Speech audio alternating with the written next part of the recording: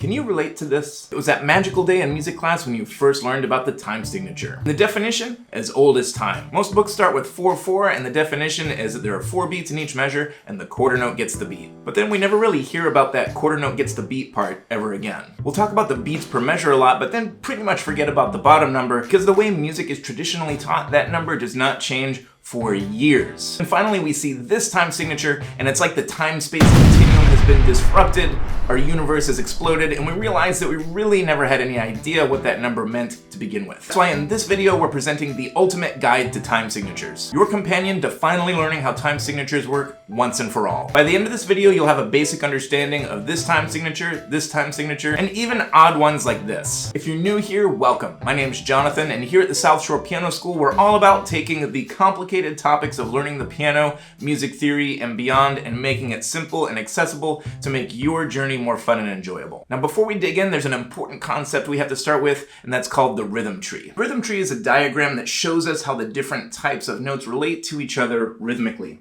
So at the top, we have the almighty whole note, and then we can see here that that can be split into 2 half notes. Each of those can be split into 2 quarter notes, and so on and so on. So as the diagram progresses, it turns into a sort of tree, and in theory, this can go on infinitely.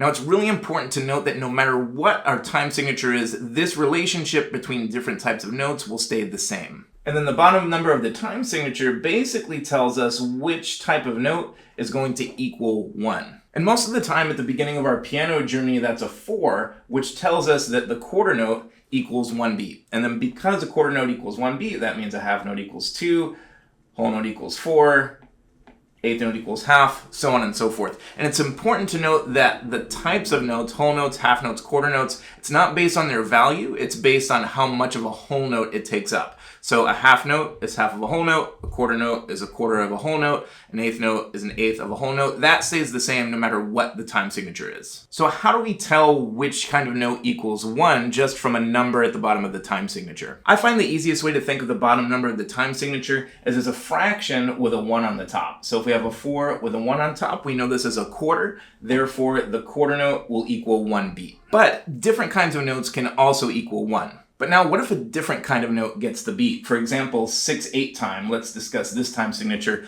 So top number, again, theoretically, 6 beats per measure, sort of. We'll talk about that a little bit more when we discuss compound time. But let's look at that bottom note. There's an 8 there, so how do we know what kind of note equals 1? Again, look at it like a fraction with a 1 on the top.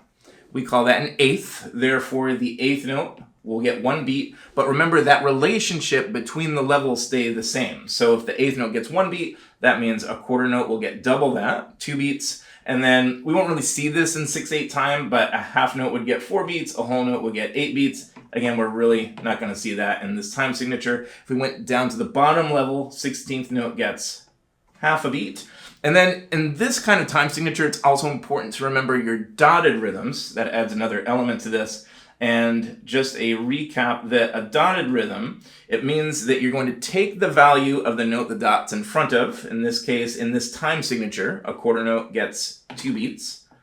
And then the dot adds half of whatever that is. So half of 2 is 1, and 2 plus 1 equals 3. Therefore, a dotted quarter note will get 3 beats in the 6/8 time signature. Let's try another one. Let's say you have 4/2 as your time signature. So again, take that bottom number, fraction with a 1 on the top, so we call that a half. Therefore, the half note would now get 1 beat. So if we fill everything else out, that means a whole note would get 2 beats, a quarter note would get a half a beat, an eighth note would get a quarter of a beat, and 16th notes would get an eighth of a beat. And so if you remember this rule about how to figure out what kind of note equals 1 and the relationship between the types of notes with the different levels, that's half the battle here.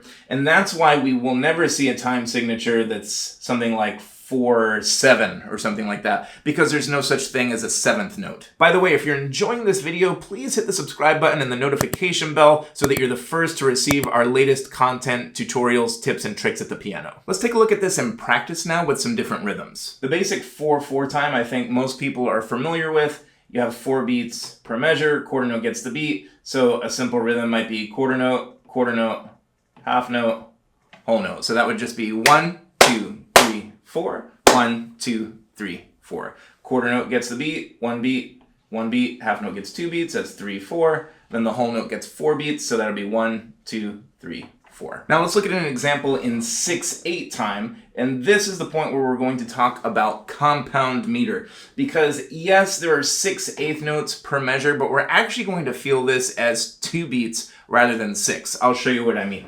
So let's say we have 2 measures of all eighth notes, and we're going to group these in 3s like this. And when we feel this rhythm, we're not going to feel 6 equal beats.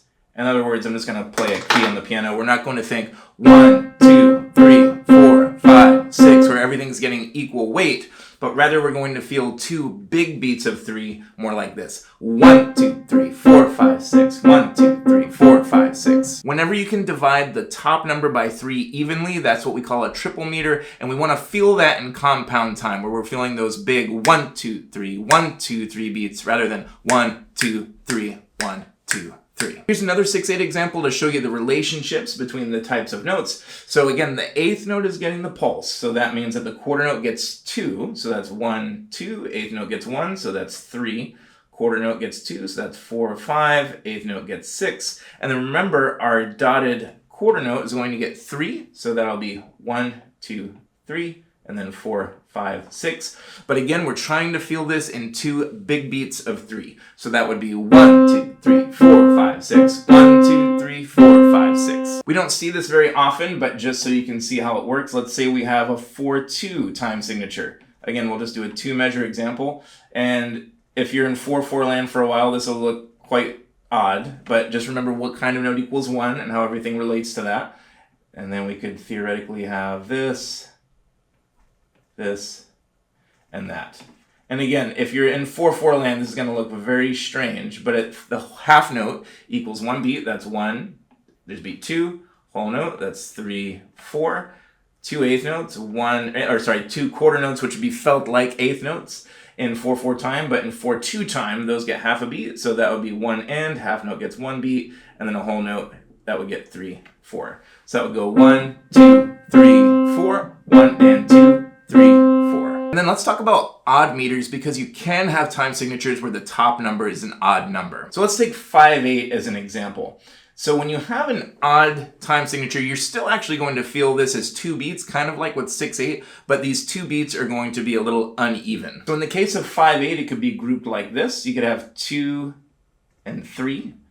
So you'd feel that as 1, 2, 3, 4, 5. Or some people like to go 1, 2, 1, 2, 3. Or you could flip that and do 3 and 2. So you could have 3 eighth notes grouped together, and then 2 like this. So that would go 1, 2, 3, 1, 2, 1, 2, 3, 1, 2. And composers will usually show this by the way they beam the notes on the page. So let's take a look at a couple music examples of the non-4/4 time signatures. Here's an example of 6/8. Again, you can see the eighth notes are beamed in 3s, and we want to feel this as 2 big beats. So we're thinking 1, 2, 3, 4, 5, 6, 1, 2, 3, 4, 5, 6, 1, 2, 3, 4, 5, 6, 1, 2, 3, 4, 5, 6, 1, 2, 3, 4, 5, 6, 1, 2, 3, 4, 5, 6, 1, 2, 3, 4, 5, 6, 1, 2, 3, 4, 5, 6. And especially at a faster tempo, really feeling it as 1, 2, 1, 2, 1, 2, 1, 2. This concept of feeling the big beat of 3 also applies to even 3/4 time, which we see a bit more often in our early piano years.